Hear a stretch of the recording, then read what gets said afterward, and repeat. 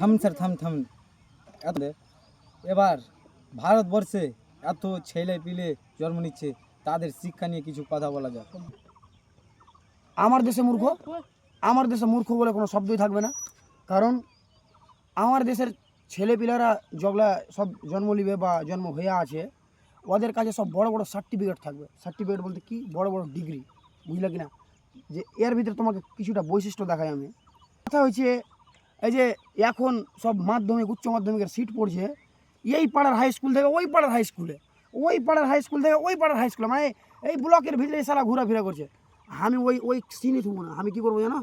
Direct আমার এই গ্রামের ছাত্র যাবে বা ওই গ্রামের ছাত্র যাবে ডাইরেক্ট আমেরিকা, ডাইরেক্ট দুবাই, সব ছেলে পিলারা যাবে ইয়াতে করে, প্লেনে করে বসে মাধ্যমিক উচ্চ মাধ্যমিক দিতে, সাথে দরকার 2-4টা মালও দিয়ে দেবো। আর কথা হয়েছে, এই মাধ্যমিক উচ্চ মাধ্যমিকে কলম নিয়ে যাক আর না যাক, নকল নিয়ে মাস্ট যেতেই হবে, না তো ওর খাতা এক্সপেল, ওর খাতা দেখা হবে না।